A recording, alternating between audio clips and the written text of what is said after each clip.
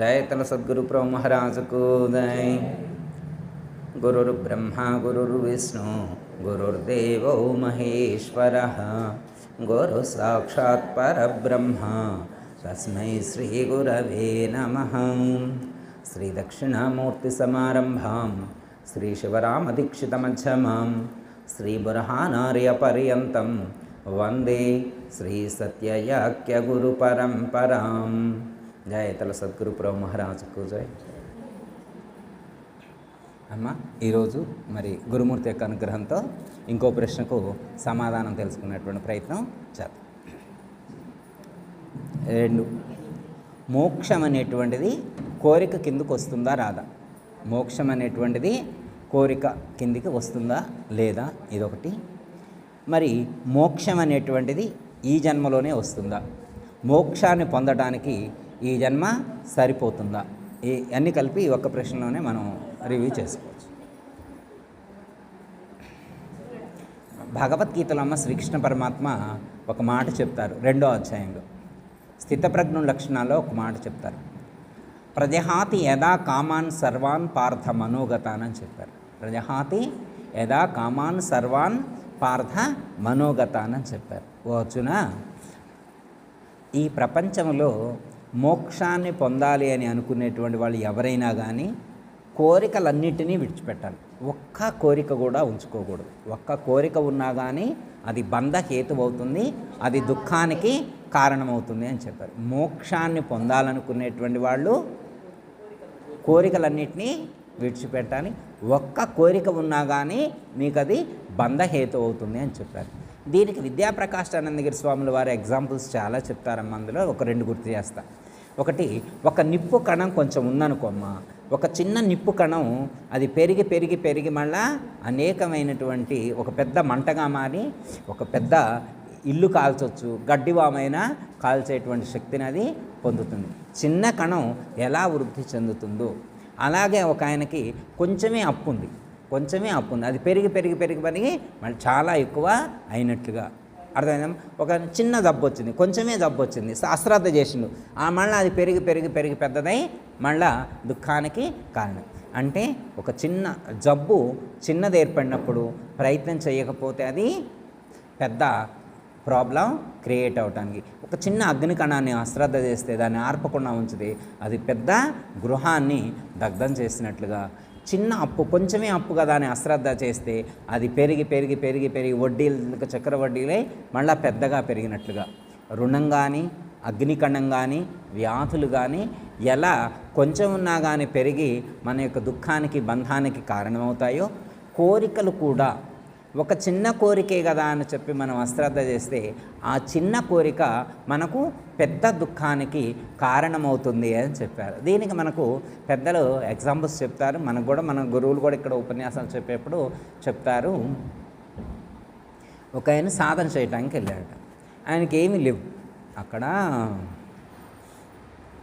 కుటీరం ఏర్పాటు చేసుకొని ఉన్నాడు. 3 గోచీలు ఉన్నాయి, 3 టవల్స్ ఉన్నాయి అనుకోండి. ఆయన దగ్గర 3 టవల్స్ ఉన్నాయి. అవి ఒకటి మార్చుకొని ఇంకొకటి ఉతుక్కునేవాడు, ఇంకొకటి అట్లా స్పేర్ ఉంచుకునేవాడు. ఒకరోజు అది ఎలుకొచ్చి దాన్ని కొట్టిందనమాట. కొట్టేసరికి అయ్యో ఎలుకొచ్చిన టవల్ కొట్టేసింది, ఈ ఎలుకలు చాలా ఇబ్బంది పెడుతున్నాయని చెప్పి ఆ ఎలుకలను చంపడానికి ఒక పిల్లిని పెంచుకున్నాడు. ఆ పిల్లిని మరి సాధాలంటే మరి పాలు కావాలి రోజు, దానికోసం ఒక ఆవును కొనుక్కున్నాడు. మరి ఆవును కొనుక్కుంటే ఆవును మేపడానికి ఒక మనిషిని పెట్టుకున్నాడు. ఆ మనిషికి వండి పెట్టడానికి, ఆవును చూసుకోవడానికి ఇంకొక మనిషిని పెళ్లి చేసుకోవాల్సి వచ్చింది. అర్థమైందమ్మా? పెళ్లి చేసుకున్న మన పిల్లలు. ఇంతకీ ఎందుకు చిన్న టవల ముక్కను ఎలుక కొట్టిందని చెప్పి ఆ ఎలుకను చంపడానికి పిల్లిని కాపాడటానికి పోషించడం కోసం ఆవును పెంచడానికి మళ్ళీ ఒక మనిషి, ఆ మనిషికి వండి పెట్టడానికి ఒక భార్య, ఆ భార్యకి మళ్ళీ పిల్లలు, ఓ పెద్ద సంసారం దాని చిన్న టవల కోసం. చిన్న టవల్ని కాపాడుకోవాలి అనేటువంటి ఒక్క కోరిక ఒక పెద్ద సంసారానికి దారి తీసినట్లుగా ఒక చిన్న కోరిక మనకు దుఃఖానికి కారణమవుతుంది అని చెప్పారు. అందుకే భగవద్గీత ప్రజహాతి యదా కామాన్ సర్వాన్ ఒక్క కోరిక కూడా ఉండకూడదు, కోరికలన్నింటినీ విడిచిపెట్టవలసిందే అని చెప్తారు. అప్పుడు మళ్ళా అర్జునుడు ఫ్లెక్సిబిలిటీ లేదా, ఆ ఛాన్స్ ఏమి లేదా, ఒక్క కోరికైనా కోరుకోకూడదా, మయగా చెప్పు స్వామి అని చెబితే అప్పుడు చెప్తారు ఏమని చెప్తారండి, ధర్మావిరుద్ధో భూతేషు కామోస్మి భరతర్షభ 7వ అధ్యాయంలో చెప్తారు. ధర్మావిరుద్ధో భూతేషు కామోస్మి భరతర్షభ అంటే, నాయన సరే నువ్వు కోరుకోవచ్చా అని అడుగుతున్నావు కాబట్టి ఒక ఛాన్స్ ఇస్తున్నా. ఎలాంటి కోరిక అంటే ధర్మబద్ధమైనవి కోరుకోవచ్చు. ధర్మబద్ధమైనటువంటి కోరికలు కోరుకుంటే తప్పు లేదు. ధర్మబద్ధమైనటువంటి కోరికలు బంధహేతువులు కావు అని చెప్పారు. ధర్మబద్ధమైనటువంటి కోరికలు బంధహేతువులు కావు. అవి నీ యొక్క నీకు బంధాన్ని కలిగించవు. అవి నీ యొక్క మోక్షానికి ఆటంకం కాదు అన్నారు. నీకు మోక్షానికి ఆటంకం కాదు అన్నారు. ఎలాంటి కోరికలు? ఇప్పుడు జ్వరం తగిలింది, ట్యాబ్లెట్ వేసుకోవడం ధర్మం, వేసుకో, తప్పులేదు. ఆకలి అవుతుంది, అన్నం తినాలా, తిను, తప్పులేదు. దప్పిక అవుతుంది, నీళ్లు కావాలి, తాగు, తప్పులేదు. ఇవన్నీ ధర్మబద్ధమైన కోరిక. ధర్మబద్ధమైన కోరికలు అంటే ఇలాంటివి. ధర్మబద్ధమైన కోరికలు అంటే మళ్ళీ నేను ఒక 100 కోట్లు సంపాదించుకోవచ్చా గురువుగారు, అట్లాంటివి కావు. ఆకలి అయితే అన్నం తిను, తప్పులేదు. ఆరోగ్యం బాగలేదు, ఔషధం స్వీకరించు, అది తప్పులేదు. అర్థమైందమ్మా? మన జీవనానికి అవసరమైనటువంటి వస్తువులు కానీ అవి అవసరమైనంత మాత్రానికి కోరుకోవడం తప్పు కాదు. ఎంతవరకు? అవసరమైనంత వరకు కోరుకోవడం తప్పు కాదు. అవసరానికి మించి కోరుకుంటే తప్పు. అవి బంధహేతువులు అవుతాయి. సపోజ్ ఉదాహరణకమ్మా, ఇప్పుడు నేనున్నాను అనుకోమ్మా, జీవించడానికి అసలు అందరి టీవీ రిపోర్టర్ వచ్చిండు అనుకోమ్మా, టీవీ నేను రిపోర్టర్ వచ్చి అందరి దగ్గర మైకి పెట్టిండు, మీ జీవితకాలం జీవించడానికి మీకు ఎంత ధనం కావాలి అని చెప్పారనుకోండి, అందరూ ఒకే అంక చెప్తారా? ఇక్కడ ఉన్న వాళ్ళందరూ చెప్పరు. ఎవరి అవసరాన్ని బట్టి వాళ్ళు చెబుతారు. గురువుగారు మాకు నెలకి ఎంత ఖర్చు అవుతుంది, సంవత్సరానికి ఎంత అవుతుంది, నేను ఉంటే ఒక 20 సంవత్సరాలు ఉంటున్నామో, లేకపోతే ఉంటే 30 ఏళ్ళు ఉంటాము, 30 ఏళ్ళకి 2 కోట్లు చాలు గురువుగారు అంటావు. అవునా? అట్లా అంటాం. ఇంకొకరిని అడిగితే 4 అంటారు, ఇంకొకరిని అడిగితే 8 అంటారు. వాళ్ళ అవసరం అది, వాళ్ళ లగ్జరీని బట్టి ఉంటుందమ్మా ఖర్చును. అర్థమైందమ్మా? ఖర్చును బట్టి అవసరం ఉంటుంది. ఎంత ఖర్చు పెడుతున్నామో అంత అవసరం ఉంటుంది. అవునా కాదా? అలాగే ఎంతైతే సరిపోతుంది అన్నదానికి లిమిట్ లేదు. అందరూ ఒకే అంక అయితే చెప్పరు. వాళ్ళ అవసరాన్ని బట్టి చెప్తారు. ఇక్కడ అవసరానికి సరిపోయినంత కోరుకోవటం తప్పు కాదు. అవసరానికి మించి కావాలని కోరుకోవటం అది ధర్మ వ్యతిరిక్తమైనటువంటిది, ధర్మబద్ధమైనటువంటిది కాదు అని చెప్పి శ్రీకృష్ణ పరమాత్మ సూచించారు. ఓకే, 2 చెప్పారు. కోరిక అసలు కోరుకోవద్దన్నారు. సరే, అసలే అంటే మరీ కావాలని కోరుకుంటే ఇట్లా చెప్పారు. మళ్ళీ మనం పూజ చేసేప్పుడు కూడా చదువుతాంగమ్మా, ఏమని చెప్తాం? ఏమం గుణ విశేషణ విశిష్టాయం శుభతీతం అస్మాకం సహకుటుంబానం క్షేమ స్థైర్య విజయ అభయ ఆయు ఆరోగ్య ఐశ్వర్య అభివృద్ధి ధర్మ అర్థ కామ మోక్ష చతుర్విధ ఫల పురుషార్థం అహం పదార్థరహిత స్థితి ఫల సిద్ధ్యర్థం శ్రీ గురు ప్రీత్యర్థం. అంతేకమ్మ కోరుకునేది. ఏమేం కోరుకున్నాం? క్షేమ స్థైర్య విజయ అభయ ఆయు ఆరోగ్య ఐశ్వర్య అవన్నీ కూడా వృద్ధి చెందాలని కోరుకున్నావా లేదా? అసలే కోరుకో అన్నాడు. దేవుడు ఏమన్నాడు? గురువుగారు ఏమన్నారు? అవన్నీ కోరుకుంటావా? కోరుకుంటా గురువుగారు. సరే అసలు కోరుకో, అవన్నీ కోరుకో అన్నాడు. మనం చదువుతూనే ఉన్నాక పూజ చేసినప్పుడు చదవట్లేదా? ఏ గురువుగారు మేము పరిపూర్ణులు, మాకు అవి అవసరం లేదని సంకల్పం చెప్పకుండా పూజ చేసేవాళ్ళు ఎంతమంది ఉన్నారు? మాకు ఏమీ అవసరం లేదు గురువుగారు అని చెప్పి కంకణం కట్టుకోకుండా సంకల్పం చదవకుండా పూజ చేసేవాళ్ళు ఉంటారమ్మ పరిపూర్ణులు. ఓంకారమే చదవట్ల వాళ్ళు. ఆ పరిపూర్ణులు ఓంకారమే చదవట్ల, సంకల్పం చదువుతారు, సంకల్పం కూడా చదవరు. వాళ్ళకి ఏ కోరికలు లేవు. కోరికలు లేనివాళ్ళు కూడా ఉంటారమ్మ, కోరికలు లేనివాళ్ళు కూడా ఉంటారు. మనమైతే చదువుతున్నాం. క్షేమ స్థైర్య విజయ అభయ ఆయురారోగ్య ఐశ్వర్యాభివృద్ధ్యర్థం ధర్మార్థ కామ మోక్ష ఫల సిద్ధ్యర్థం కోరుకుంటున్నాం లేదా? అహం పదార్థరహిత స్థితి ఫల సిద్ధ్యర్థం శ్రీ సద్గురు ప్రభు ప్రీత్యర్థం యావశక్తి ధ్యాన ఆహ్వానాది షోడశోపచార పూజం కరిష్యే. సరే కోరుకుంటున్నాం. ఈ కోరికలన్నీ అసలే కోరుకుంటే కోరుకో అన్నారు. ఇవన్నీ కోరుకుంటే కోరుకో అన్నారు. అర్థమైందమ్మా? అయితే ఇక్కడ మరి ఇవే కోరుకుంటున్నారు మనుషులు. గురువుగారి దగ్గరకు వచ్చి ఇవే కోరుకుంటున్నారు కదా, ఇవన్నీ కోరుకోవట్లా. ఇవే కోరుకుంటుంటే ఇక మోక్షాన్ని కోరుకోవాలా వద్దనేది ప్రశ్న ఉంటుందా? గురువుగారు మోక్షాన్ని రావాలని కోరుకోవడం కోరికల కిందకు వచ్చిద్దా రాదా అంటే ఏం చెబుతారు? ఇల్లు బాగుండాలి, ఒళ్ళు బాగుండాలి, నేను బాగుండాలి, ఆరోగ్యం బాగుండాలి, ఐశ్వర్యం రావాలి, ఆయువు కావాలని కోరుకుంటున్నాం కదా. ఒక ఆయన ఏం కోరుకున్నంటే ఫస్ట్ ఆయుష్ను కోరుకున్నాడు, తర్వాత ఐశ్వర్యాన్ని కోరుకున్నాడు. ఈ రెండు ఉండాలన్నమాట. ఒక్కటి ఉంటే సరిపోదు, రెండు ఉండాలంట. ఏమేమి ఉండాలా? ఆయుష్ ఉండాలా, ఐశ్వర్యం ఉండాలా. ఒక ఆయనకి 100 కోట్లు ఉంది, ఆస్తి 100 కోట్లు ఉంది. డాక్టర్ గారి దగ్గర పోతే రేపు ఉదయం టపా కట్టడం అన్నాడు. రేపు ఉదయమే ఇంతే సంగతులు, రేపు ఉదయం వెళ్ళిపోవాల్సిందని అన్నాడు. నేను పోను డాక్టర్ గారు అన్నాడు. అది కుదిరేది కాదులేనా ఆయన, ఇంకోటి చెప్పు అన్నాడు. రేపు పోవాల్సిందే అన్నాడు. మరి రేపు పోయేటైతే ఇప్పుడు 100 కోట్లు ఉన్నాయిగా, ఏమైనా ఆపుతాయా అంటే ఇప్పుడు ఆయనకి ముందు ఏది ఇంపార్టెంటు? ఆయుష్ ఇంపార్టెంట్. 100 కోట్లకు ప్రియారిటీ కాదు ఇక్కడ. 100 కోట్లు ప్రియారిటీ. 100 కోట్లు ఉన్నా కానీ ఆయుష్ లేకపోతే ఏమాత్రం కూడా ఉపయోగం లేదు. ఇట్లాంటి వాళ్ళు కొంతమంది ఉన్నారు. ఆస్తి బాగుంది కానీ ఆయుష్ లేని వాళ్ళు చాలామంది ఉన్నారు. ఇంకొంతమంది ఉంటారు, అర్థమైందమ్మా? ఆయుష్ చాలా గట్టిగా ఉంది, వాడు గట్టి పిండంరా అంటాడు. వాడు గట్టి పిండంరా, ఏట్లో వేస్తే ఎదురొస్తున్నాడు వాడు, అర్థమైందా? ఆడిదాకా పోయి వచ్చింది అంటారు. ఏడాకా కాటి దాకో లేకపోతే యమలోకం దాకో ఆడుకో వెళ్ళి వచ్చింది అంటే ఏంటి అర్థం? వాడంత తేలిక పోవట్లేదని అర్థం. అంత తేలిగ్గా పోవట్లేదు. తిందామంటే గడ్డి కింద లేదు, ఒక్కటి కూడా ఇంట్లో మెతుకు లేదు. కట్టికి దారిద్ర్యం అనుభవిస్తున్నాడు, అర్థమైందా? ఇప్పుడు ఒకటికి ఆస్తి ఉంది, ఆయుష్ లేదు. వీడికి ఆయుష్ ఉంది, ఆస్తి లేదు. ఏం ఉపయోగం? వాడికి ఉపయోగం లేదు, వీడికి ఉపయోగం లేదు. అందుకే మనం గురువుగారు ప్రార్థన చేసేప్పుడు లేదా పూజ చేసేప్పుడు ఏమని చదువుకుంటున్నాం? ఆయు ఆరోగ్య ఐశ్వర్య అభివృద్ధి అర్థం. నాకు ఆయుష్ని ఇవ్వు, ఆరోగ్యాన్ని ఇవ్వు, ఐశ్వర్యాన్ని ఇవ్వు, 3 తండ్రి. ఇప్పుడు ఒక ఆయనకి ఆయుష్ ఉంది, ఐశ్వర్యం ఉంది, ఆరోగ్యం లేదు. హాస్పిటల్లో అడ్మిట్ అయింది. నీళ్లు పోస్తే పోటల్లో చుక్క కూడా లోపల పోవట్ల. 232 కోట్ల ఆస్తి ఉంది. ఎంత ఆస్తి ఉంది? 232 కోట్ల ఆస్తి ఉంది. ఆయుష్ చాలా గట్టిగా ఉంది, కానీ హాస్పిటల్లో అడ్మిట్ అయ్యి ఉన్నాడు. నీళ్లు పోస్తే ఒక్క చుక్క కూడా నీళ్ళు లోపల పోవట్ల. మరి ఇప్పుడు వీళ్ళ వల్ల ఏమైనా ఉపయోగం ఉందా లోకానికి? వీళ్ళ వల్ల కూడా ఏం ఉపయోగం లేదు. మరి డాక్టర్ ఏమైనా చేతులు ఎత్తేసిండు, డాక్టర్ గారు చేతులు ఎత్తేసిండు అనమాట. ఏం చెప్పిండు? ఎంత డబ్బైనా పర్వాలేదు, ఫారిన్ డాక్టర్స్ FRCS డాక్టర్స్ని పిలిపిండి సార్ అన్నాడు. నువ్వు అమెరికా నుంచి మెడిసిన్స్, అమెరికాలో మాత్రం మందులు ఉంటాయా? ఇట్లాంటి మందులు ఉంటాయా అమ్మ?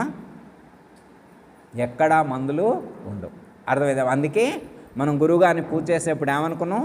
ఆయు ఆరోగ్య ఐశ్వర్యం. ఆయుష్ ఉండాలా, ఆరోగ్యం ఉండాలా, ఐశ్వర్యం 3 ఉండేట్టు చూడుతంటారు. ఈ 3 ఉండేట్టు చూడు. మళ్ళీ ఇందులో ఏదో ఒకటి ఉండి ఏది లేకపోయినా కానీ ఉపయోగం లేదు, బ్రతుకు నిరర్థకం అవుతుంది. ఓకే, కోరుకున్నాం. మరి ఇవే కావాలని కోరుకోవచ్చు అని మనకి పర్మిషన్ ఇచ్చారు గురువుగారు. పూజ చేసేప్పుడు రోజు పూజ చేసినప్పుడు ప్రతిసారి నెల కంకణాలు కట్టుకొని ముక్త కంఠంతో చదువుతున్నాం, పెద్దగా మైకులు పెట్టి చదువుతున్నాం. మరి ఎంతమందికి అవన్నీ వస్తున్నాయో రావట్లేదో నాకు తెలీదు. మరి కోరుకునే వాళ్ళు ఎంత స్ట్రాంగ్గా కోరుకుంటున్నారో, మరి గురువుగారిని ఎంత స్ట్రాంగ్గా అడుగుతున్నారో, మరి వారు ఎంత స్ట్రాంగ్గా అనుగ్రహిస్తున్నారో నాకైతే తెలియదు. అది కోరుకునే వాళ్ళ యొక్క హృదయాన్ని బట్టి, వాళ్ళ యొక్క మనోబలాన్ని బట్టి, వాళ్ళ యొక్క ప్యూరిటీని బట్టి ఆ దైవానుగ్రహం అనేటువంటిది ఉంటుంది. అర్థమైందమ్మా? అడిగేవాళ్ళు కరెక్ట్గా అడగాలి. డిమాండెడ్ భక్తులు ఉంటారు కొంతమంది, బెగ్గర్స్ కొంతమంది ఉంటారు, తెలుసు కమ్మా, అడుక్కునే వాళ్ళు అంటారు. వీళ్ళు కూడా గుళ్ళలోనే ఉంటారు, వీళ్ళు గుళ్ళ చుట్టూ తిరుగుతుంటారు, ఆశ్రమాల చుట్టూ తిరుగుతుంటారు. మన దేవుడు అది ఈ స్వామి, ఇది ఈ స్వామి అని అడుక్కుంటారు. భక్తుడు అలా అడుక్కోకూడదట. ఏం చేయాలా? డిమాండ్ చేయాలా. భగవంతుని ఏం చేయాలా? డిమాండ్ చేయాలి. పరమాత్మ, నేను ఇది చేశా కాబట్టి నాకు ఇది, నేను ప్రతిరోజు 108 నామాలతో నీకు పూజ చేశా కాబట్టి, 40 రోజులు పూజ చేశా కాబట్టి ఇది నువ్వు ఖచ్చితంగా ఇవ్వాల్సిందే, మా నాన్న బ్రతికేయాల్సిందే, మా అమ్మను బ్రతికేయాల్సిందే అని డిమాండ్గా అడగను. అయ్యా ఈ నాయన నీకు దండం పెడతానైనా అడుక్కునేట్టు ఉండకూడదు. భక్తుడైతే అడుక్కోకూడదు. మనం భక్తులమా? ఇంకా మన పై మాటగా చెప్పారు, మేము జ్ఞానులు, ఇంకా మేము మహాజ్ఞానులు. ఇక అసలు జ్ఞానులకి మా ఇట్లాంటి ఆలోచన ఏముండదు. ఇక పరిపూర్ణుడికి అసలు కోరికలే లేవు, నేను సంకల్పమే చదవని అంటున్నా ఆయన పరిపూర్ణులు. ఇక మనం సంకల్పాలు చదువుతున్నామా లేదా, మన భక్తులమా, జ్ఞానులమా, మహాజ్ఞానులమా, పరిపూర్ణమా అన్నది మనకు మనం తేల్చుకోవాలి. ఇది మనకు మనం తేల్చుకోవాలి. మనం ఏ స్టేజ్లో ఉన్నాం, మన యొక్క మనసు ఏ స్టేట్ ఆఫ్ మైండ్లో ఉన్నది, మనం ఎంత స్థిరత్వాన్ని కలిగి ఉన్నాం, మనం ఎంత జ్ఞానంతో ఉన్నాం, మనం డిమాండెడా బెగ్గింగ్ టైప్ ఉన్నామా, చెక్. మనల్ని మనమే చెక్ చేసుకో, నన్ను నేనే చెక్ చేసుకోవాలి. అడిగితే ఇస్తాడు, ఎందుకు ఇవ్వడం? అడిగితే ఇస్తాడు. మంచిది. ఇక్కడ మా ఆశ్రమంలో 12 అడుగుతున్నారు. ఏం లేదు, ఇక్కడ చాలా చెప్పిన మీరేం లేదు ఇందాక.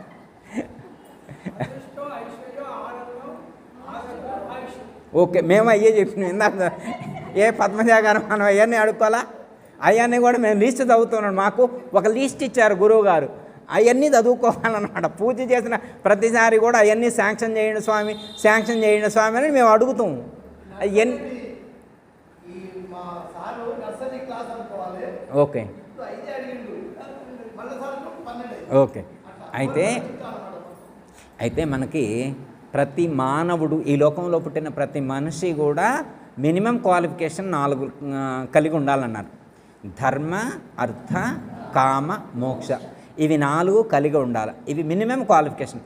ఈ లోకంలో మనిషిగా పుడితే, అది ఆడోళ్ళ మగోళ్ళ మళ్ళీ అడగమాకండట, మనిషిగా పుడితే, ఈ లోకంలో మనిషిగా పుడితే ఈ 4 ఉండాలి. 1 ధర్మం, 2 అర్థం, 3 కామం, 4 మోక్షం. ఇవి కావాలని కోరుకోవచ్చు. మోక్షం అనేది కూడా ఇందులోనే ఇంక్లూడెడ్. మళ్ళీ ఇందాక మనకి మోక్షం అనే క్వశ్చన్ ఉంది కదా, ధర్మ, అర్థ, కామ, మోక్షములు ఇవి చతుర్విధ పురుషార్థములు అంటారు. వీటిని ఏమంటారు? చతుర్విధ పురుషార్థములు. ఇవి ప్రతి మనిషి కూడా ఈ 4 అడగొచ్చాడు, అర్థించడం. పురుష అర్థములు అంటే ఏంటి? ప్రతి పురుషుడు అర్థించవలసినవి, అంటే సముపార్జించుకోవలసినవి అనుకోండి. ఇవన్నీ కూడా సముపార్జించుకోవలసినటువంటివి అనుకోండి. ఒకటే ఏమేం చెప్పారు? ధర్మము, అర్థము, కామము, మోక్షం. ఒకటి ఏమని చెప్పారంటే లాస్ట్ది మోక్షం. లాస్ట్ది ఏంటి? మోక్షం. ఫస్ట్ది ఏంటి? ధర్మం. మధ్యలో ఏమున్నాయి? కామము, అర్థము. అర్థము, కామము. అర్థము అంటే ధనం, అర్థము అంటే ధనం. కామము అంటే కోరికలు, కామం అంటే కోరికలు. ఒక్కటని కాదు, మనకున్న కోరికలన్నింటినీ దాంట్లో చెప్పారు. అర్థమైందమ్మా? ఈ ప్రపంచంలో ప్రతి మనిషికి కొన్ని కోరికలు ఉంటాయి, కొన్ని కోరికలు ఉంటాయి. ఆ కోరికలు తీరడానికి ఏం కావాలా? ధనం కావాలి. కోరికలు తీరాలంటే ఏం కావాలా? ధనం కావాలి. ఆ ధనం ఎలా సంపాదించాలి అంటే ధర్మబద్ధంగా సంపాదించాలి. ఆ ధనాన్ని ఎలా సంపాదించాలి అంటే ధర్మబద్ధంగా. ఎవరైతే అర్థకామములయందు ధర్మాన్ని కలిగి ఉంటారో వాళ్ళ యొక్క కోరికలు తీర్చుకునేటువంటి సందర్భంలో ధనాన్ని సంపాదించుకునేప్పుడు ధర్మబద్ధంగా ఎవరైతే వ్యవహరిస్తారో వాళ్లకు మోక్షాన్ని పొందేటువంటి అర్హత వస్తుంది అని చెప్పారు. మోక్షాన్ని పొందే అర్హత రావాలి ముందు. ఆ అర్హత రావాలంటే ముందు అర్థకామాలను సంపాదించుకునేటువంటి సందర్భంలో ధర్మబద్ధంగా జీవించాలి. కామము అంటే కోరిక అంటే అమ్మ మన ఋషులు చెప్పినటువంటిది చెప్తారు అన్నమాట. మనకి 2-3 రకాలుగా చెప్తారు. ఒక మహాత్ముడు ఎలా చెప్పాడు అంటే, కామము అంటే మంచి సంతానాన్ని అందించటం ఈ లోకానికి. అంటే స్వామి వివేకానంద, రామకృష్ణ పరమహంస, రమణ మహర్షి, అట్లా లేకపోతే మన గురువుగారులు ఉన్నారు కదా, అట్లాంటి గురువుగారుని ఈ లోకానికి అందించాలి. అర్థమైందమ్మా? ఒక మహాత్ముడిని ఈ లోకానికి అందించాలి అనేటువంటి కోరిక ఉండాలి ప్రతి వ్యక్తికి కూడా, ప్రతి కుటుంబానికి అలా ఉండాలి అనేటువంటిది కోరిక కిందకు వస్తుంది అని చెప్పారు. ఓకే అమ్మా, ఇక అర్థమైంది కదా. ఇప్పుడు ఏం కావాలా? మోక్షం పొందాలనే, మోక్షాన్ని పొందాలనేటువంటి కోరిక కావాలంటే ఏం కావాలా? అర్థకామముల యందు ధర్మబద్ధంగా జీవించాలి. అంటే మనం సంపాదించుకునే, మనం తీర్చుకునే కోరికలు ధర్మబద్ధంగా ఉండాలి. అంటే ఇల్లు కట్టాలనుకున్నాడు ఒక ఆయన, తప్పా రైటా? కోరుకోవచ్చా లేదా? ఇల్లు లేదు కాబట్టి ఇల్లు కావాలని కోరుకోవడం తప్పు కాదు. ఇల్లు లేదు కాబట్టి ఇల్లు కావాలని కోరుకోవడం తప్పు కాదు. కోరిక ఉంది, మరి డబ్బులు కావాలా వద్దా? ఊరికే ఇల్లు కావాలని నేను అనుకున్నా, వచ్చిద్దా ఇల్లు? డబ్బులు కావాలి, డబ్బులు లేకపోతే మరి సిమెంట్ కానీ ఐరన్ కానీ ఇస్తారా పద్మజ గారు? ఈరగమ్మ డబ్బులు తేపో అంటారు. ఇప్పుడు గురువు గారని గౌరవంతో ఒక రోజు 2 రోజులు అంటే ఓ 100 సిమెంట్ బస్తాలు, 1 కింటా లేదా 10 కింటాలు ఐరన్ ఇస్తారు. మిగతా అయిన తర్వాత రెండోసారి పోతే ఏమంటారు? ఏ డబ్బులు దాండి గురువు గారు అంటారు. అవునా అని కాదా? మరి డబ్బులు ఏడి నుంచి వస్తాయి? సంపాదించాలి. అంటే ఆ సంపాదించేటువంటి డబ్బులు ధర్మబద్ధంగా సంపాదించాలి. ధర్మబద్ధంగా సంపాదించినటువంటి ధనంతో తమ యొక్క కోరికలు తీర్చుకునేటువంటి వారు మోక్షాన్ని పొందడానికి అర్హత పొందినట్లు. ఇది అర్థం. ఒక అర్థమైంది కమ్మా, మోక్షాన్ని పొందాలి అన్నారు. అంటే ఇప్పుడు మోక్షాన్ని పొందే అర్హత ఎవరికి వస్తుందంటే ధర్మబద్ధంగా జీవించే వాళ్ళకి. మెయిన్ ఫండమెంటల్ అది. ధర్మంగా జీవించే వాళ్ళు మోక్షాన్ని పొందే అర్హతను వస్తుంది వారికి. ఓకే, ఇది అర్థమైంది కదా. ఇప్పుడు మోక్షం అంటే ఏంటి? అది ఎవరికి వస్తుంది? ఎవరికైతే మోక్షం కావాలనుకుంటారో వాళ్ళు ఆలోచించాలి. మనకు సంబంధించిన ప్రశ్న అది అమ్మ. అసలు అదేమన్నా మనకు సంబంధించిన ప్రశ్న అది? ఒకవేళ నిజంగా మనం కూడా మోక్షాన్ని పొందాలని అనుకుంటే మనం కూడా అనుకుందాం మోక్షాన్ని పొందుదామని. మోక్షాన్ని పొందాలంటే ఏ ఊరు పోవాలా, ఏ బస్సు ఎక్కాలా, ఏ రైలు ఎక్కాలా? కొన్ని సుశీలమ్మ గారు మోక్షాన్ని పొందాలని ఒక ఆయన గూగుల్లో కొట్టిండు, ఏ ఊరిలో ఉంటుందని కొట్టిండు. ఏమొచ్చింది అందులో ఏమన్నదంటే కాశీ వెళ్ళాలని ఉంది. గూగుల్లో సెర్చ్ చేస్తే మోక్షం పొందాలంటే యాడికి పోవాలంటే కాశీ పోవాలని. కాశీలో మోక్షం అంటే కాశీలో మోక్షం, కాశీలో పోతే మోక్షం రాదు.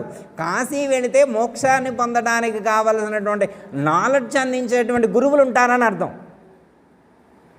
అర్థమైందమ్మా?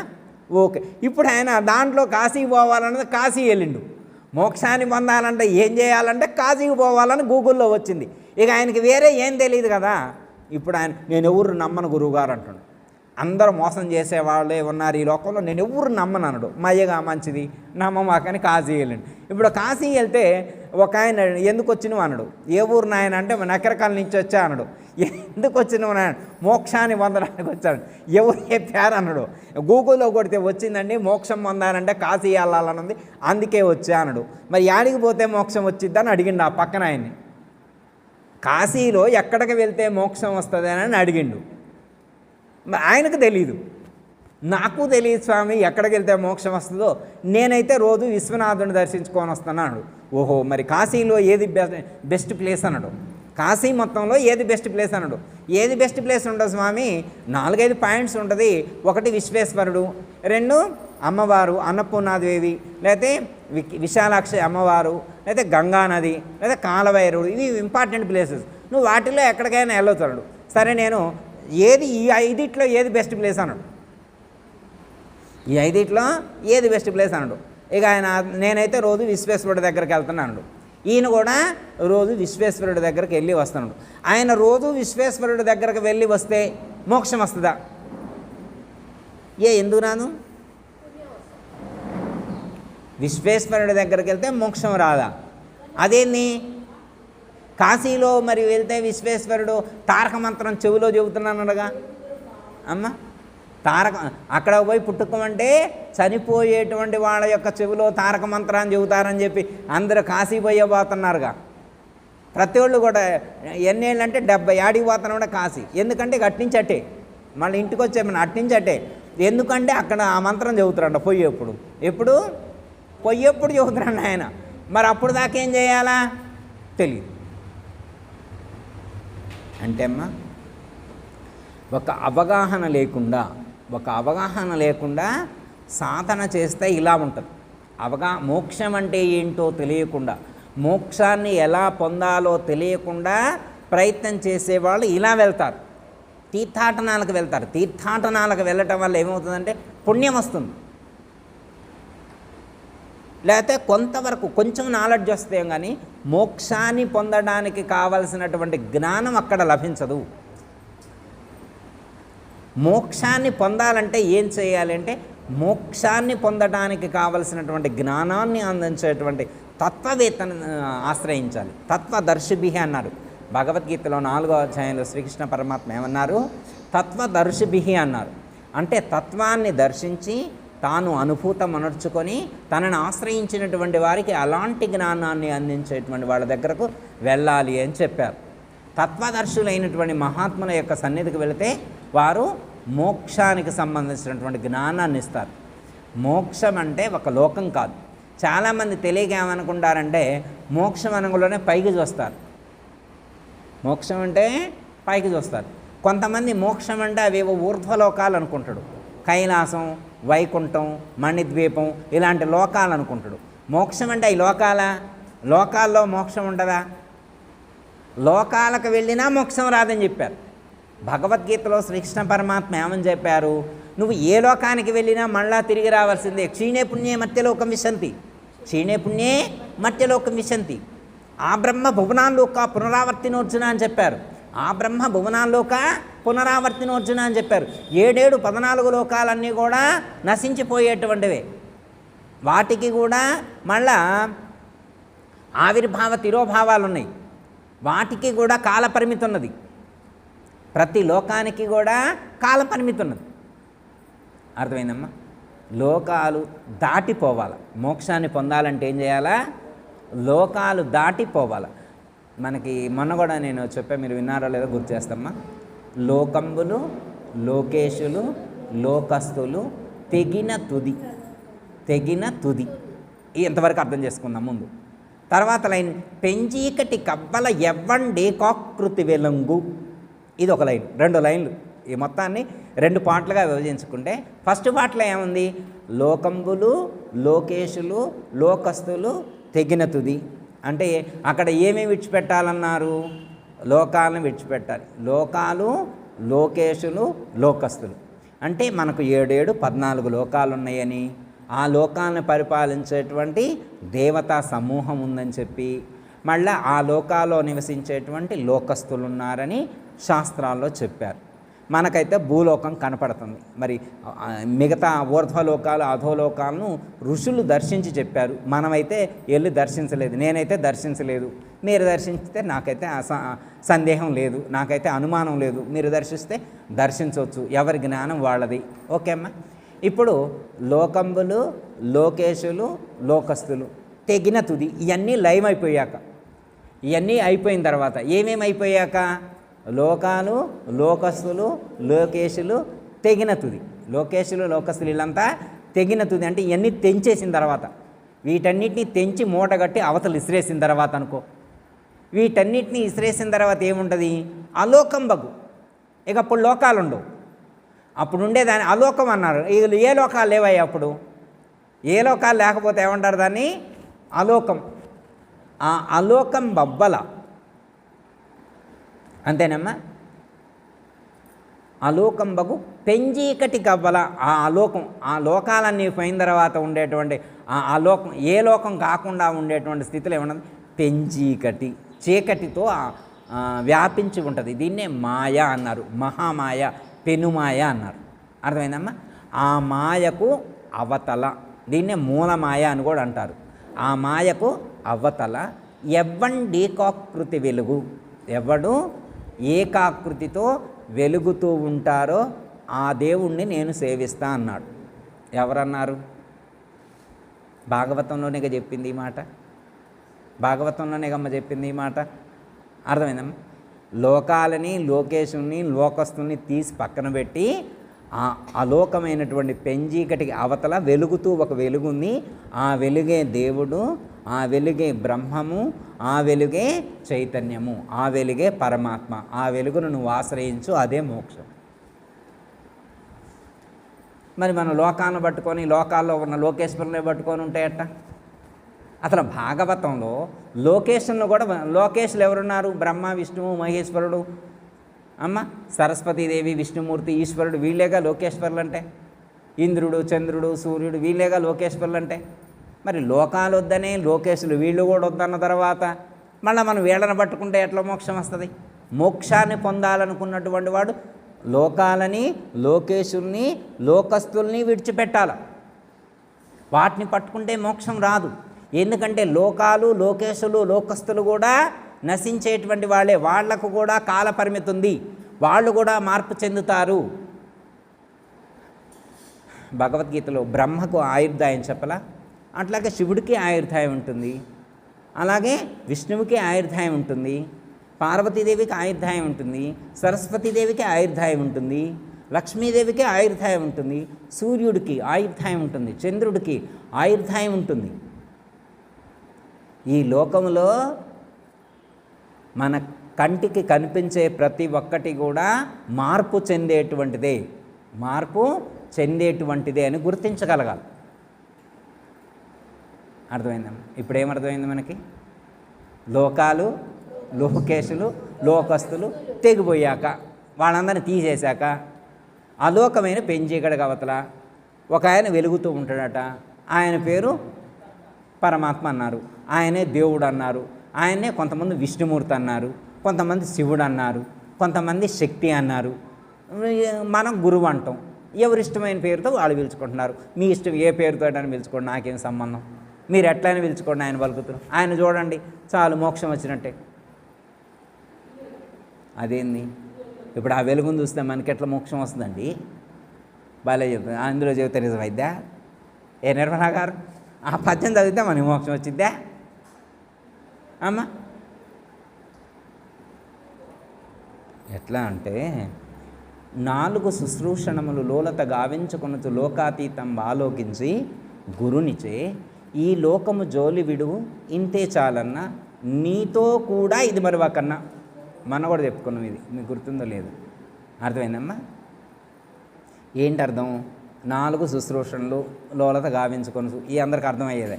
4 సేవలు చేయాలా, బాగా ఆలోచించుకోవాలా, బాగా ఆలోచించుకొని జ్ఞానంతో 4 రకాల సేవలు చేయాలి. లోలత ఆ సేవలు చేసుకుంటే లోకాతీతం ఆలోకించి ఏం ఆలోచించాలా? లోకాతీతము ఆలోకించి గురునిచే లోకాతీతాన్ని ఆలోచించి, ఎవరితో ఆలోచించి, ఎక్కడ ఆలోచించాలో? లోకాతీతం గురించి ఎక్కడ తెలుసుకోవాలా? గురునిచే లోకాతీతం ఆలోకించి గురునిచే ఈ లోకము జోలి విడువు. ఏ జోలి విడవాలా? ఈ లోకము జోలి విడువు, ఇంతే చాలు. నువ్వు పెద్ద కష్టపడాల్సిన అవసరం లేదు. ఆశ్రమానికి బోధన. ఏం బోధ వింటావు? ఇది ఇక్కడ చూడు, చాలా సింపుల్గా చెబుతున్నారు. ఏమని చెబుతున్నారు? ఇంతే చాలు. లోకాతీతాన్ని గురునిచే ఆలోచించి ఈ లోకము జోలి విడువు, ఇంతే చాలు. ఇక్కడ ఒక మాట చెబుతారు, అది గుర్తుండాలి. నీతో కూడా ఇది మరువకన్నా, నీతో కూడా ఇది మరువకన్నా, కీలు తెలియని చదువు చాలా చదివెందుకు, కీలు తెలియని చదువు చాలా చదివెందుకు, చాలించి నీ విట్టి కీలు తెలిసితివేని చాలు చాలన్నా, నీతో కూడా ఇది మరువకన్నా. ఏమన్నారు? 4 శుశ్రూషలు ఆలోచించి లోలత గావించి లోకాతీతం. ఫస్ట్ ఏం తెలుసుకోవాలా? లోకాతీతం. ఎక్కడ? గురువుగారి దగ్గర తెలుసుకొని ఈ లోకం జోలి విడువు. ఎట్లా విడవాలి అంటే నీతో కూడా ఇది మరువకన్నా. ఎట్లా అంటే ఇది బ్రహ్మాండం అనుకోమ్మా. ఇది ఏమంటారు? బ్రహ్మాండం. 7-14 లోకాలు ఇందులోనే ఉన్నాయి. 7-14 లోకం ఇందులోనే ఉన్నాయి. భూలోకం కూడా ఇందులోనే ఉంది. భారతదేశం కూడా ఇందులోనే ఉంది. తెలంగాణ కూడా ఇందులోనే ఉంది. నల్లగొండ జిల్లా నకరకల్ కూడా ఇందులోనే ఉంది. మనం కూడా ఇందులోనే, మొత్తం ఇందులో. బ్రహ్మాండం మొత్తం ఇదే. ఇప్పుడు మనం ఎందులో ఉన్నట్టు? ఇందులో ఉన్నాం. అర్థమైందా? ఇదే లోకం అంటే. ఇప్పుడు అక్కడ చెప్పిన లోకం అంటే ఇదే. అర్థమైందమ్మా? లోకాతీతం అంటే పరిపూర్ణాలను ఆలోచించి ఈ లోకం జోలి విడువు, దీన్ని విడిచిపెట్టు అన్నారు. ఓకే, విడిచిపెట్టినప్పుడు ఈ లోకాన్ని విడిచిపెట్టంటే నీతో కూడా ఇది మరువకనే, నువ్వు కూడా ఇందులోనే ఉన్నావని అర్థం. ఈ లోకాన్ని తీసి ఇటు పక్కన పెడితే నువ్వు కూడా లేవని అర్థం. ఇప్పుడు మనం ఎందులో ఉన్నాం? అందులోనే ఉన్నాం. ఈ లోకాన్ని విడిచిపెడితే మనం ఉంటామా? మనం కూడా. ఒకవేళ నువ్వు ఉంటానని అనుకుంటున్నావేమో, ఈ లోకాన్ని విడిచిపెడితే నువ్వు కూడా ఉండవని తెలుసుకో. లోకాన్ని విడిచిపెడితే నువ్వు కూడా ఉండవని తెలుసుకో. ఇప్పుడు మనం ఉన్నమా లేమా? లోకాన్ని విడిచిపెట్టాక మనం ఉంటామా ఉండమా? ఏ గురువుగారు నేనుండి లోకాన్ని విడిచిపెడతా అంటావా? లోకాన్ని విడిచిపెడితే నువ్వు కూడా ఉండవని తెలుసుకో. లోకాన్ని విడిచిపెడితే నువ్వు కూడా ఉండవని లోకాతీతం బాలోకించి గురునిచే ఈ లోకం జోలి విడువు. ఇంతే చాలన్నా. నీతో కూడా నువ్వు కూడా ఇందులో ఉన్నావనే విషయం మర్చిపో. మాకు ఇందులో తీసి పెడితే మనం అందరం కూడా లేవు. ఇప్పుడు ఈ మందిరం కూడా పోయింది, మందిరం కూడా పోయింది, మైక్ కూడా పోయింది, చెప్పేవాళ్ళు పోయారు, వినేవాళ్ళు ఎవరు లేరు. ఎవరు లేకపోతే ఇంకేముంటుందండి అమ్మ? మనం ఎవరు లేవంట, ఎవరు లేకపోతే ఏముంటుంది? నిర్మలా గారు, మనమందరం లేకపోతే, ఎవరూ లేకపోతే మరి అప్పుడేముంటుంది? ఎవరూ లేనప్పుడు ఏముంటుంది? ఏముంటుందో నాకు తెలియదు. ఏది ఉంటే నాకెందుకు? నేనైతే లేను. ఏది ఉంటే నాకెందుకు? నేను లేను కదా. నేను లేనప్పుడు అది శూన్యం ఉంటే ఏంటి, ఎరుకుంటే ఏంటి, మరుపు ఉంటే ఏంటి, పరిపూర్ణం ఉంటే ఏంటి? ఏది ఉంటే నాకెందుకు? నేనే లేనని నేను లేకపోయినా వెనుక, నేనే లేనని నేను లేకపోయినా వెనుక తా ఉండు కథ ఉంటే అది ఉంటే నాకేంటి అమ్మ? గురువుగారు మనమందరం పోయిన తర్వాత వాటర్ బాటిల్ ఉంటుందా ఉండదా, ఈ గురుగీత ఉంటుందా ఉండదా, ఫ్యాన్ ఉంటుందా ఉండదా, మైక్ ఉంటుందా ఉండదా, ఈ ఆశ్రమం ఉంటుందా ఉండదా, ఇవన్నీ నీకెందుకు? నువ్వు పోయిన తర్వాత ఇవన్నీ ఎందుకంటే, గురువుగారు నేను పోయిన తర్వాత ఈ ఆశ్రమాన్ని ఎవరు చూస్తారో నాకు బాధగా ఉంది గురువు. నువ్వు పోయిన తర్వాత దేవుడు చూస్తే నీకెందుకు? నువ్వు ఉంటే కదా బాధ. నువ్వే లేకపోయిన తర్వాత ఏది ఉంటే నీకెందుకు? ఇది అర్థమైందమ్మా? నేను లేకపోవటమే మోక్షం.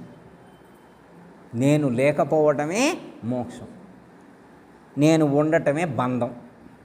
నేనుంటే నాది ఉంటుంది. నేనుంటే ఏముంటుంది? నాది. నాదంటే ఏంటి? దేహం. నేను అంటే లోపల ఉన్న ఆత్మ, నాది అంటే శరీరము. నాది ఉంటే మళ్ళీ ఈ శరీరం ఉంటే, దేహం ఉంటే, దేహ సంబంధీకులైనటువంటి తల్లి, తండ్రి, అక్క, చెల్లి, అన్న, తమ్ముడు, భార్య, పిల్లలు, ఇల్లు, వాకిలి, కార్లు, బంగ్లాలు, తోటలు, అప్పులు, ఆదాయం మొత్తం ఉంటాయి. అర్థమైంది? నేను లేకపోతే ఇవన్నీ పోతాయి, నేనుంటే ఇవన్నీ ఉంటాయి. ఓకే, నేను ఉన్నాను, నేను నాది అనేటువంటివి ఉంటే బంధం, నేను నాది లేకపోతే మోక్షం. అర్థమైందమ్మా? ఇప్పుడు ఇవన్నీ కావాలని కోరుకున్నది ఎవరు? అయితే రెండు రకాలుగా ఉంటుంది. అంటే లో స్థాయిలో ఒక విధంగా ఉంటుంది, హై స్థాయిలో ఇంకో విధంగా ఉంటుంది. లో స్థాయిలో మనసు, ఇంద్రియాలు, బంధాలు, సుఖాలు, దుఃఖాలు. కొంచెం హై స్థాయిలో నేను అంటే ఆత్మ దేహంతో ముడిపడి ఉండటం. మనకి ముడిపడి కర్మము, జ్ఞానము ఈ రెండు కలిసి వెలసినది విశ్వమననదే అని చెప్పారు. జ్ఞానము, కర్మ రెండు కలిసి ముడిపడి ఈ జన్మకొచ్చినాం అన్నారు. అర్థమైందమ్మా? కర్మ అంటే శరీరం, జ్ఞానము అంటే ఇందులో ఉన్న చైతన్యం. అర్థమైందమ్మా? కర్మ, జ్ఞానము ముడిపడి, కర్మము, జ్ఞానం ఈ రెండు కలిసి జన్మకొచ్చినాం. అవునా? ఏడ ముడిపడ్డాయి? ఎవరు ముడేశారు? శరీరాన్ని, ఆత్మని ఎవరు నిలిపారు? ఇందులో ముడిపడ్డాయి అన్నారుగా, ముడేశారన్నారుగా, ముడిప్పుకోవాలన్నారుగా. ఇప్పుకోండి. ఎవరు వద్దన్నారు? శరీరం ఎక్కడుంది? ఇక్కడే ఉంది. ఆత్మ ఎక్కడుంది? ఇందులోనే ఉంది. పొమ్మనండి పోయిద్దేమో ఆత్మని, పోటలా అది. పొమ్మంటే పోటలా అది. ఆత్మను పొమ్మంటే పోటలా. కొన్ని రోజులు అయిన తర్వాత ఉండమంటే ఉండలేదు. మనం ఉండమంటే ఉండలేదు. పోయేప్పుడు ఉండమంటే ఉండలేదు. ఉండమన్నప్పుడు పోటలేదు. అంటే మన కంట్రోల్లో లేదు. మరి ఎవరు వేసుకుంటారంట ముడి? ఇందులో గట్టి ముడేస్తేనే ఉండేది. అవునా కాదమ్మా? ఇప్పుడు ఒక కోడి కాలుకు తాడు కట్టారు, ఇంకోవైపు పిల్లర కట్టారు. ఆ పిల్లరకి తాడు కట్టారు, ఇంకోవైపు కోడి కాలుకు కట్టారు, వదిలిపెట్టారు. అంటే పోయిందా? అది ఏనంటాడు, ఏ పో అన్నాడు, పోటలా. పో అంటే పోటలా. ఎందుకని? అది కొంత లెక్క పోయింది, కొంత లెక్క అది పోయింది, తర్వాత పోవట్లా. ఎందుకు? తాడుంది, తాడు గట్టిగా లాగుతుంది ఏనికి, ఇంకా పోటలా. ఇదిలించుకొని పోలేకపోతాం, ఇదిలించుకొని పోలేక. మరి ఇందులో కూడా ప్రాణం ఉందా లేదా? తాడంటే ఏంటి? ప్రాణం. తాడంటే ఏంటి? ప్రాణం. ప్రాణానికి ఒకవైపున ఎవరున్నారు? ఆత్మ ఉంది, ఇంకొక వైపున శరీరం ఉంది. శరీరానికి కట్టిండు, ఇంకోవైపు శరీరానికి కట్టిండు, ఇంకోవైపు ఆత్మకు కట్టిండు, ఇందులో పడేసిండు. అది అటు ఇటు తిరుగుతుంది, ఇక పోటలా. ఎంత లెక్క పోయి గాడికి పోదు. ఈ శరీరాన్ని వదిలిపెట్టి అది పోలేదు. ఆయన ఒక టైం పెట్టిండు, ఇది ఆటోమేటిక్ ఇన్స్టాల్ అనమాట. కొన్ని రోజులు అయిన తర్వాత ఆటోమేటిక్గా అదే వెళ్ళిద్ది. కానీ ఆయన టైము అయ్యేంత వరకు ఇందులోనే తిరుగుతూ ఉంటుంది. బయటికి లోపలికి తిరుగుతుంటుంది. అయితే మనం ఏం చేయాలంటే, మనం మరి గురువుగారి దగ్గరికి వచ్చింది ఎందుకు?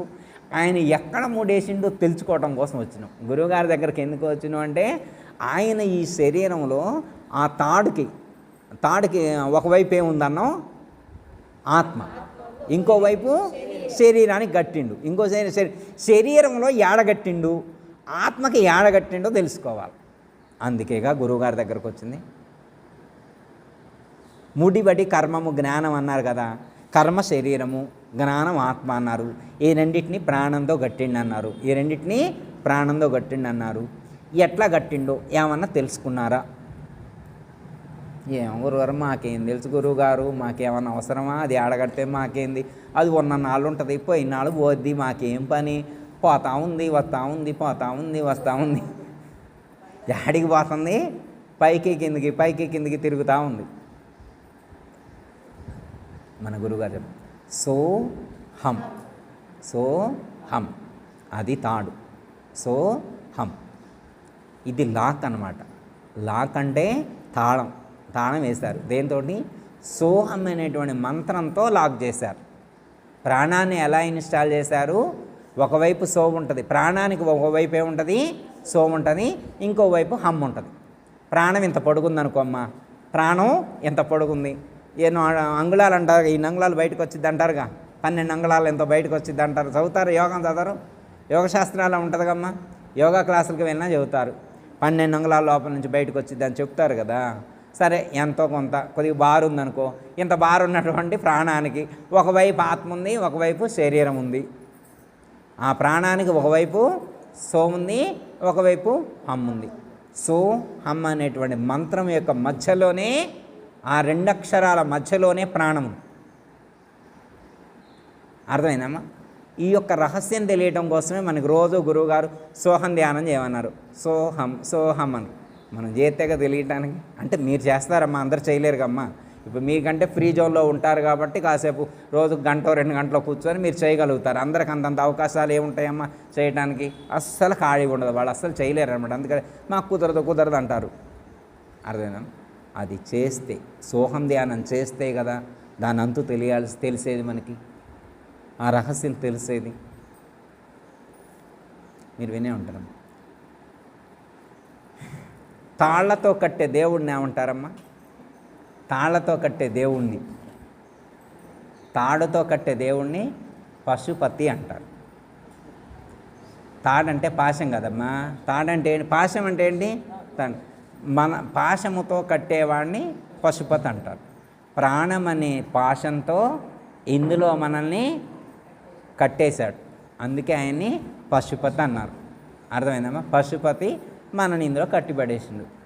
ఆయనకేం పని ఇందులో కట్టేయటానికి? అడగరాదు అమ్మ? అడిగారా మీరు? ఏ స్వామి ఇట్రా, అసలు నన్ను ఎందుకు కట్టేసిన ఇందులో, నాకు అసలు నచ్చట్లేదని అడగండి. మీరు అడిగితే ఆయనే చెబుతారు, ఎందుకు కట్టేసింది ఆయనే చెబుతారు. ఇప్పుడు ఒక ఆయన తీసుకెళ్ళి జైల్లో వేశారు. జైల్లో వేస్తే ఆయన గట్టిగండి, నన్ను ఎందుకు జైల్లో వేశారని అడిగిండు.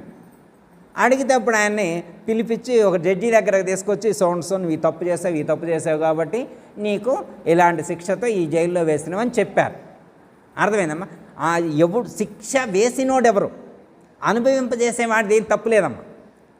ఇక్కడ మనల్ని ఈ మన చుట్టూ ఉన్నటువంటి యూనివర్స్ ఉంది కదమ్మా, ఈ యూనివర్స్ మనకి కష్టాలు ఇస్తుంది, సుఖాలు ఇస్తుంది. యూనివర్స్ మన చుట్టూ ఉన్నటువంటి దేవతా వర్గం మొత్తం ఏం చేస్తుంది? కష్టాలు సుఖాలు ఇస్తుంది యూనివర్స్. దీన్నేం తప్పులేదు. మనల్ని ఈ శిక్ష అనుభవించాలని, పలానా టైంకి మీకు షుగర్ రావాలని, పలానా టైంకి బీపీ రావాలని, పలానా రోజుకి నీ పళ్ళు ఊడిపోవాలని, పలానా రోజుకి మోకాళ్ళ నొప్పులు రావాలని చెప్పి, పలానా రోజున నీ భర్త విడిపోవాలని, పలానా రోజున భార్య ఇది కావాలని, పలానా రోజున కొడుకు పెళ్లి కావాలని ఎవరు డిసైడ్ చేసి ఇందులో పడేశారు? డిసైడ్ చేసింది ఒక ఆయన, అనుభవింపజేసే ఆయన ఒక ఆయన. అర్థమైంది? మన చుట్టూ ఉండే ఈ అష్టదిక్పాలకులు ఎవరైతే ఉంటారో, నవగ్రహాలు, 12 రాసులు, వీళ్ళు 27 నక్షత్రాలు ఏవైతే ఇవి అనుభవింపచేసేవాళ్ళు. ఈ యూనివర్స్ మొత్తం అనుభవింపచేసేటువంటి వాళ్ళు, శిక్షను అమలు చేసేవాళ్ళు. కానీ శిక్షను ఇలాంటి శిక్ష వీళ్ళు అనుభవించాలని మనకు డిసైడ్ చేసేవాళ్ళు ఎవరు? చెప్పండి అమ్మా. అమ్మ, నాకు షుగర్ వచ్చింది. నాకేమొచ్చింది? షుగర్ వచ్చింది. 4 ఏళ్ళు అవుతుంది. నాకు షుగరు రావాలని చెప్పింది ఎవరు? నాకు థైరాయిడ్ వచ్చింది. నాకు థైరాయిడ్ రావాలని చెప్పింది ఎవరు? ఎవరో ఒక ఆయన ఉంటాడుగా. మనం సపోజ్ షుగర్ ప్యాంక్రియాస్ వల్ల షుగర్ రావడానికి కారణం ఏంటమ్మా? ప్యాంక్రియాస్. ప్యాంక్రియాస్ ఎక్కడ ఉంటుంది? మణిపూరక చక్రం నాభిస్థానంలో ఉంది. నాభిస్థానంలో ఉన్నటువంటి నాభిస్థానంలో మణిపూరక చక్రం సరిగా పనిచేయకపోతేనే కదా, ప్యాంక్రియాస్ గ్లాండ్ సరిగా పనిచేయకపోతేనే కదా, ఇన్సులిన్ సరిగా ఉత్పత్తి కాకపోతేనే కదా నాకు షుగర్ వచ్చింది. నా శరీరం ఇలా తయారు కావాలని ఎవరు ఆర్డర్ వేశారు ఈ శరీరానికి? మనకు మనమే. అది అందరికీ జై గురు. మరిన్ని ఆధ్యాత్మిక రహస్యాల కోసం అచల బోధ, ఆత్మబోధ, భగవద్గీత, అలాగే పండుగల్లో దాగిన అర్థాలు, అంతరార్థాల కోసం మరియు యోగము, ధ్యానము మొదలైన అనేక ఆధ్యాత్మిక తెలుగు ప్రవచనాల కోసం క్రింద ఉన్నటువంటి రెడ్ కలర్ సబ్స్క్రైబ్ బటన్ను క్లిక్ చేయండి. అలాగే ప్రక్కనే ఉన్నటువంటి గంట సింబల్ను నొక్కండి. అలాగే ఈ వీడియో మీకు నచ్చినట్లయితే లైక్ చేయండి మరియు షేర్ చేయండి. జై గురు.